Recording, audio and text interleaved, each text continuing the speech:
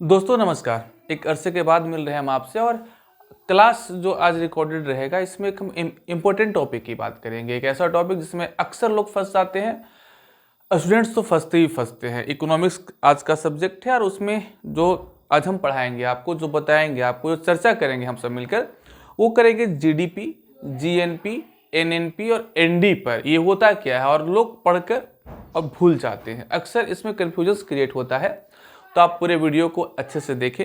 आपका एक एक कन्फ्यूजन को हम दूर कर देंगे और इसके बाद कोई कन्फ्यूजन नहीं रहेगा और आप भूल नहीं पाएंगे। तो पूरे वीडियो को देख लें आप। शुरू करते हैं। ये आप देखेंगे कि जो चार चीज़ मैंने नाम लिया, जो चार टर्म का हमने नाम लिया, एक जीडीपी था आपका, जीडीपी, एनडीपी, जीएनपी और एनएनपी। असल में ये राष्ट्रीय आय मापने के तरीके हैं, आप ऐसा कर सकते हैं, नेशनल इनकम मापने का। तो ये चार टर्म हैं क्या और कैसे इसको हम समझेंगे ताकि बहुत दिन तक आपको याद रहे, आप भूले नहीं, इसे चाह कर भी नहीं भूल पाएंगे। तो देखें, चार चीजें यहां पर हैं। एक है जीडीपी, आपने बहुत नाम सुना होगा इसका। तो इसका फुल फॉर्म आप देख रहे हैं, सकल घरेलू उत्पाद। एनडीपी क्या होता है भाई? तो शुद्ध घरेलू उत्पाद। इंग्लिश में देख लें तो नेट डोमेस्टिक प्रोडक्ट। आगे देखिए जीएनपी, ग्रॉस नेशनल प्रोडक्ट, सकल राष्ट्रीय उत्पाद। और चौथा है एनएनपी, नेट नेशनल प्रोडक्ट, शुद्ध राष्ट्रीय उत्पाद। आपने देखा कंफ्यूजन ये होता है कि चार जो टर्म है वो एक जैसे हैं, ना मिलता जुलता है। तो कैसे आप उसे पहचानेंगे और कैसे उसमें अंतर करेंगे, कैसे समझेंगे, ये हम बता रहे हैं आपको बहुत आसान तरीके में, सिंपल भाषा में। अब देखें इसे, आप देखें सकल घरेलू उत्पाद जो आपका है, आप यहाँ देखें, यहाँ सकल है और यहाँ सकल है, यहाँ शुद्ध है, यहाँ शुद्ध है। दो शब्द आए, एक सकल और दूसरा जो शब्द है वो शुद्ध। और देखें हम कौन सा शब्द निकाल सकते हैं, घरेलू, घरेलू। तो एक घरेलू है और राष्ट्रीय, राष्ट्रीय तो राष्ट्रीय है। इन जो जो चार टर्म हैं आपके, जो चार शब्द हैं आपके, इसी चार शब्द के इर्द गिर्द ये चारों टर्म घूम रहा। उत्पाद तो सिंपल है, उत्पाद प्रोडक्ट आप कह सकते हैं, इसे आय भी कह सकते हैं, इसे सिंपल है। तो अगर इन पांच टर्म को हम सही से जान जाए तो हम इन चारों को जान लेंगे, और जब सही से जानेंगे, आपका कॉन्सेप्ट क्लियर होगा, तो आप चीज़ों को सही से पहचान पाएंगे, समझ पाएंगे और कभी नहीं भूलेंगे। हम देखते हैं सकल क्या होता है, शुद्ध क्या होता है, फिर देखेंगे घरेलू क्या होता है और राष्ट्रीय क्या होता है। उत्पाद हम बता दिया आपको, प्रोडक्ट होता है, आप इसे आय कह सकते हैं, प्रोडक्शन कह सकते हैं। तो ये चीजें थी। हम इन दोनों को देखते हैं, सकल और शुद्ध में अंतर को हम पकड़ते हैं, वो है क्या, मिटा देते हैं पहले इसे।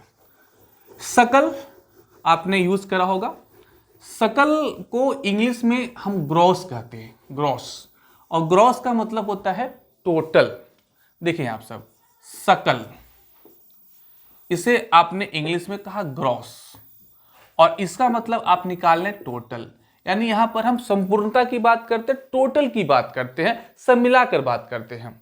और अगर शुद्ध की बात हो, इसे आप इंग्लिश में नेट कहते हैं, और इसका मतलब एकदम शुद्ध, यानी जो आपका घिसावट है यहां पर कह लें तो, उसे हटाकर जो बचेगा उसे हम कहेंगे नेट।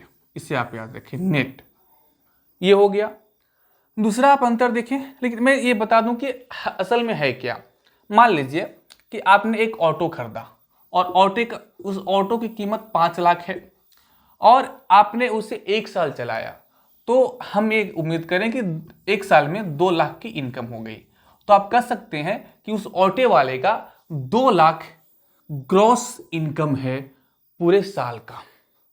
यानी उस बंदे का जीडीपी आप कह सकते हैं कि 2 लाख का है। लेकिन आप विचार करें, क्या 2 लाख उसे सही में प्राप्त हुए? तो आप जब विचार करेंगे तो आप ये पाएंगे कि ऑटो जो 5 लाख में उसने खरीदा था, 1 साल के बाद क्या वो 5 लाख में बिकेगा? नहीं बिकेगा, क्योंकि ये अभी सेकेंड हैंड हो गया है, अब चीजें यूज कर ली गई हैं, इसके मशीन पुर्जे घिस गए हैं, तो अब उसका दाम 5 लाख उसे नहीं मिलेगा। हम मान लेते हैं कि 1 लाख इसका दाम कम हो गया, यानी अब वो बंदा अगर उस ऑटो को बेच रहा तो उसे मार्केट में 4 लाख ही मिलेंगे। तो 2 लाख तो उसने जरूर कमाया था, बट उसके ऑटो की कीमत 4 लाख हो गई, 1 लाख कीमत कम गई, तो रियल में उसने कितना कमाया? तो हम कर लेंगे 2 लाख में 1 लाख घटा देंगे, बचेगा 1 लाख। तो 1 लाख उसने नेट प्रॉफिट कमाया है, या नेट उसका प्रोडक्ट है, एनडीपी है, नेट डोमेस्टिक प्रोडक्ट आप कह सकते हैं। इस एग्जाम्पल में ये है। तो मुझे उम्मीद है कि आप ये सकल और शुद्ध का अंतर समझ गए होंगे। ये सकल था 2 lakh income, but net income उसका 1 लाख ही हुआ, क्योंकि 1 लाख उसे हटाना पड़ेगा। उम्मीद है आपने सकल और शुद्ध को समझा होगा। अब दूसरे टर्म को देखिए। जो टर्म है वो था राष्ट्रीय और घरेलू। इसमें क्या अंतर है? जब आप इसे समझ जाएंगे तो इन चारों टर्म्स को बहुत आसानी से पकड़ लेंगे आप। देखिए, जो घरेलू वर्ड था और एक राष्ट्रीय वर्ड था। घरेलू डोमेस्टिक आप कह रहे थे उसे, और इसे नेशनल कह रहे थे आप इसे। घरेलू होता क्या है? चलिए मान लेते हैं आपके घर में जो जिन चीज़ों का प्रोडक्शन होता है आप उसे घरेलू कह सकते हैं। देश की भाषा में या अर्थव्यवस्था की भाषा में हम घरेलू किसे कहेंगे? तो मान लीजिए ये भारत की आधिकारिक क्षेत्र है, अधिकार क्षेत्र है, तो इसके अंदर जो भी प्रोडक्शन होगा वो घरेलू कहलाएगा। जैसे देखें कि इसके घर के अंदर, मतलब जो हमारे देश का सीमा क्षेत्र है, अधिकार क्षेत्र है, उसके अंदर 2 तरह के लोग काम कर रहे होंगे, 2 तरह की कंपनियां काम कर रही होंगी, एक देसी और एक विदेशी। लेकिन जो भी काम करे इस घर के अंदर काम कर रहा, इस अधिकार क्षेत्र के अंदर काम कर रहा, तो वो उस अर्थव्यवस्था के या उस देश की जीडीपी में काउंट होगा, क्योंकि वो घरेलू है। नेशनल देख लें आप सब। अब राष्ट्रीय किसे कहेंगे आप सब? राष्ट्रीय यानी कि भारत का आदमी, हम अगर इंडिया का एग्जांपल लें, भारत का हम एग्जांपल लें, तो भारत का आदमी 2 जगह काम कर सकता है। एक अधिकार क्षेत्र के अंदर जो यहाँ कर रहा था, और एक उस देश से बाहर भी कमाने जा सकता है। और आप देखते हैं कि हमारे देश से बहुत सारे लोग खाड़ी देशों में, या ये आपका विदेश है, खाड़ी देशों में या फिर अमेरिका जैसे देशों में बहुत काम करते हैं, बहुत सारा धन वहां से भेजते हैं। तो वो जो धन किसने कमाया भाई? तो इंडियन ने कमाया, भारतीयों ने कमाया।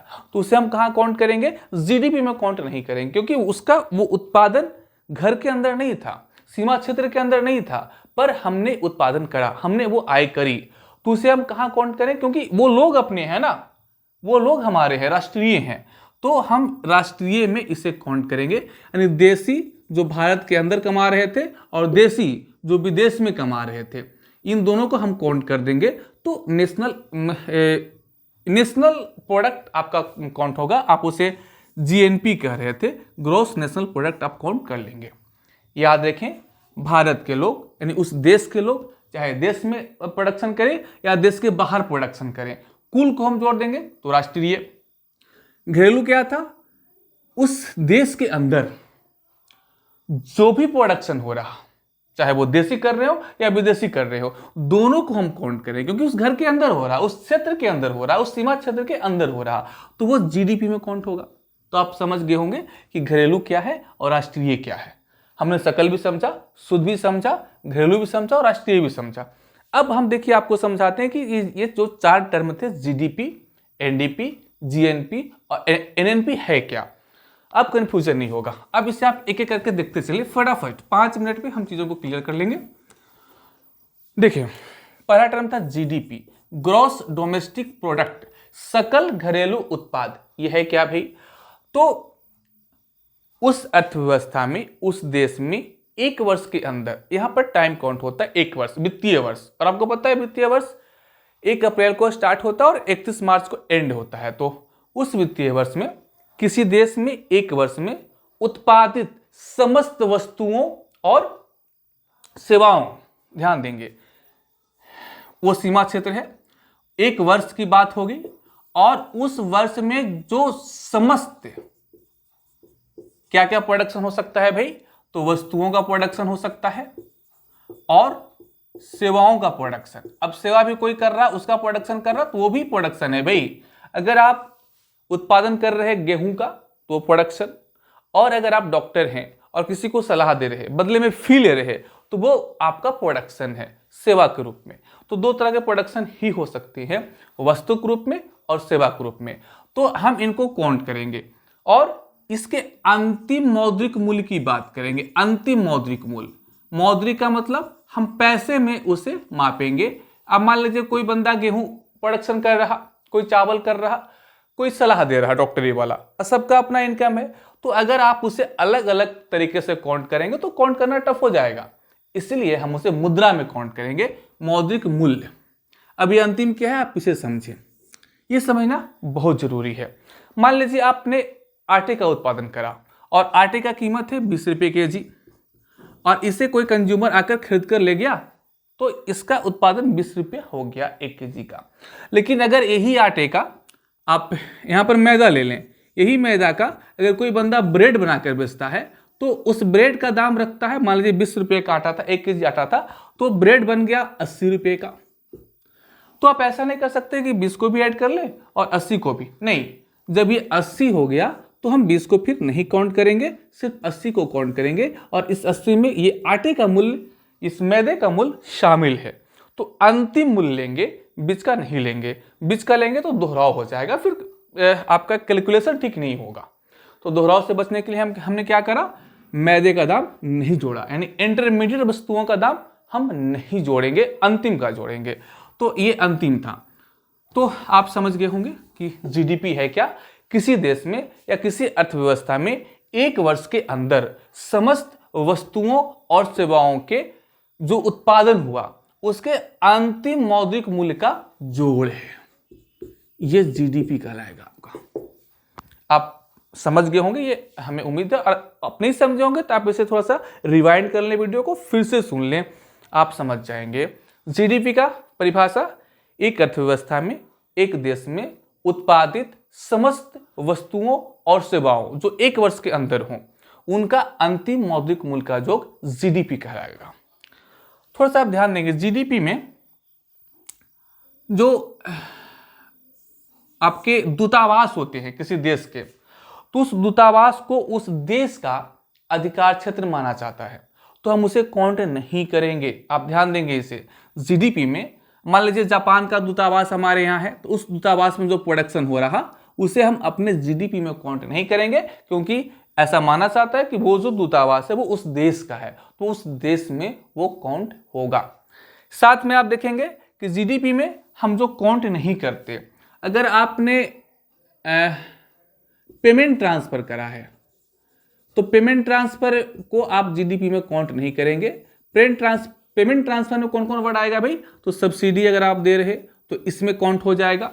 अगर आप छात्रवृत्ति वगैरह दे रहे, कोई कल्याणकारी स्कीम चला रहे तो उसमें काउंट हो जाएगा।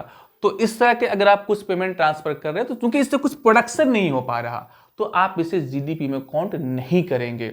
अगर आप शेयर खरीद बिक्री कर रहे तो वो भी आपका जीडीपी में काउंट नहीं होगा, उससे कोई प्रोडक्शन नहीं हो रहा। इन बातों का ख्याल रखेंगे। मेरा जो फोकस था वो आपको बताना कि जीडीपी और एनडीपी वगैरह होता क्या है, तो मैं शॉर्ट में मैं बता दूं। अब थोड़ा सा आगे एनडीपी को देख लें, बहुत आसान है। जीडीपी से क्या टर्म बना, एनडीपी। देखिए घरेलू प्रोडक्ट तो है, बस जी की जगह एन हो गया, यानी कि यहाँ ग्रॉस की बात हो रही थी, यहाँ नेट की बात होगी, शुद्ध की बात होगी। तो हमने एग्जाम्पल में बताया था आपको, उस ऑटे का एग्जाम्पल लेकर कि उसने 2 लाख की इनकम तो करा, बट 1 लाख उसका माइनस होगा क्योंकि उस ऑटो का दाम कम गया, एक साल में घिसावट आ गई उसके पुर्जे में 1 लाख की। तो उस घिसावट को कम कर देंगे तो एनडीपी प्राप्त हो जाएगा। बहुत आसान है। एनडीपी इक्वल टू जीडीपी, उस देश की जीडीपी, और उसमें हम क्या करेंगे, मूल्य ह्रास को, यानी मूल्य कटौती जिसे आप कहते हैं, मूल्य कटौती को माइनस कर देंगे, वो आपका एनडीपी हो जाएगा। कुछ नहीं करना, जीडीपी में से घिसावट को, मूल्य कटौती को घटा देना है, डिप्रिसिएशन को घटा देना है। अगला टर्म क्या था, ये 2 टर्म आपने समझ लिया होगा। अगला टर्म है जीएनपी। देखिए इसे, जीएनपी ग्रॉस नेशनल प्रोडक्ट। हमने समझाया था आपको कि भारत के लोग भारत में कर रहे हो अर्निंग या बाहर कर रहे हो, भारत में ही भेजेंगे, तो भारत के लोग के द्वारा जो अर्निंग की गई उसे हम जीएनपी कहेंगे। और 1 वर्ष वाला काउंट है, यानी कि आप देखेंगे जीएनपी के लिए क्या कर सकते हैं हम कि जीडीपी में हम जोड़ेंगे किसको भाई, तो विदेशों से आए, मतलब जो हमारे लोग विदेश में रह रहे और वहां से जो आय कर रहे और हमारे पास भेज रहे, इसे हम ऐड कर देंगे, लेकिन साथ में निकालना भी होगा भाई। तो क्या, तो जो हमारे यहाँ विदेशियों के द्वारा आय की जा रही, जो विदेशी लोग हमारे यहाँ आय कर रहे, हमारे क्षेत्र में कर रहे, उसे माइनस भी करना होगा ना भाई। वो तो जो अर्न कर रहे लेकर जा रहे, तो विदेशियों की आय को आप घटा दे तो आप जीएनपी ज्ञात कर लेंगे। GNP equal to GDP plus विदेशों से आय माइनस विदेशियों की आय। बहुत सिंपल है। अगला देखें, जी से एन हो जाएगा, एनएनपी हो जाएगा, नेट नेशनल प्रोडक्ट। ये क्या है भाई, कुछ नहीं, आपने यहां क्या देखा था, सिर्फ उसी को दोहरा देंगे। मतलब जीएनपी हमने यहां निकाला, इसमें से सिर्फ मूल्य कटौती को हम माइनस कर देंगे तो हमारे पास एनएनपी आ जाएगा। मतलब जो गिरावट हुई एक साल के अंदर, जो मूल्य ह्रास हुआ एक साल के अंदर, उसे हम जीएनपी में से माइनस कर देंगे, नेट नेशनल प्रोडक्ट हमें प्राप्त हो जाएगा। और इसी को हम जनरली नेशनल इनकम के तौर पर जानते हैं, एनएनपी को। हालांकि सभी को हम नेशनल इनकम के तौर पर जान सकते हैं और इसकी चर्चा भी होती है, पर एकदम रियल, एकदम एक्चुअल की बात की जाए तो एनएनपी ही आपका नेशनल इनकम कहलाता है, राष्ट्रीय आय कहलाता है। उम्मीद है आपने इसे समझा होगा और हमने प्रयास करा है आपको बहुत आसान भाषा में समझाने की। अगर आपको ये चीज़ें समझ में आई होंगी तो आप इस वीडियो को शेयर भी करें, लोगों को बताएं। साथ में अगर कुछ डॉट्स आपके रह गए होंगे तो आप कमेंट करके बताएं कि आपके पास ये डॉट्स हैं या कुछ और आप जानना चाहते हैं, तो हम अगला वीडियो लाकर आपको उन डॉट्स को क्लियर करा देंगे, आपको और भी बता देंगे, पर आपको कमेंट बॉक्स में जाकर कमेंट करना होगा। मिलते हैं अगले वीडियो के साथ।